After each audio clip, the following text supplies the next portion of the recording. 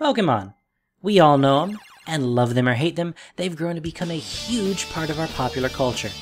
When most think about Pokemon, they think cute and cuddly, but I'm here to tell you otherwise. For you see, if you try and look at them through the lens of science, you will find that Pokemon are scary. Today, let's talk about Blaziken, final form of Generation 3 starting Pokemon Torchic. According to its various Pokedex entries, it is able to easily leap over a 30-story building. So now we've got Superman here, able to leap tall buildings in a single bound. For a roughly human-sized creature, this is quite an amazing feat to say the least. A story of a building varies a little in height, some 10 to 15 feet tall each.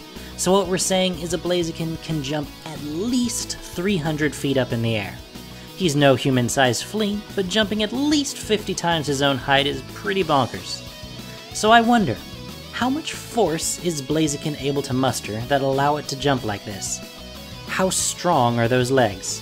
For that, it's time to do some math. Let's break out those physics textbooks. The basic formula for finding an applied force is mass times acceleration. This helps explain why fast fighters are often just as powerful as big muscly guys. When combined together, they create a greater force. We know Blaziken's mass to be 52 kilograms or 114.6 pounds thanks to Pokedex entries. Pretty light for a 6'3" creature, but it is part bird after all. That acceleration though, we don't know right off the bat. Acceleration is the change in velocity or speed over time. This speed is the first part of the puzzle we really need to find. To find our initial velocity, we can use this equation. The final velocity squared is equal to the initial velocity squared plus twice its acceleration times the distance it's traveled. Since this is a vertical jump, we can assume a few things right off the bat. Firstly, the final velocity, that is when Blaziken reaches the top of the jump, is 0.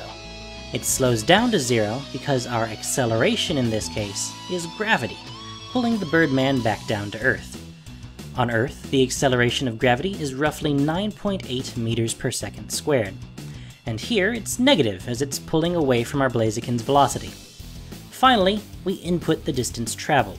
As everything else is in meters, we should convert our 300 feet to meters as well.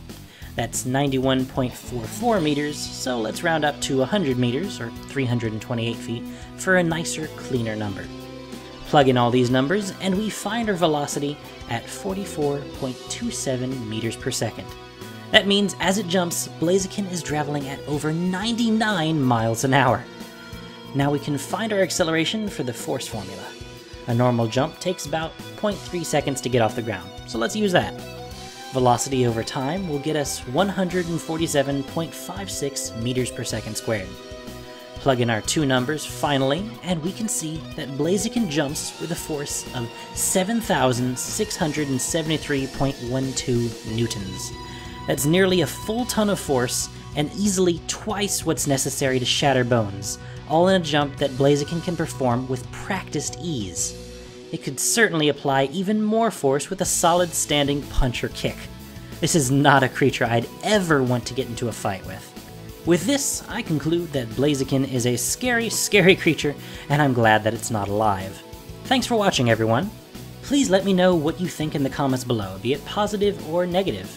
Maybe give me suggestions for what Pokemon to talk about next, and what part of science.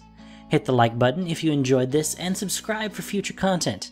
Till next time, I've been Gin, and you've been watching me talk about Pokemon and science.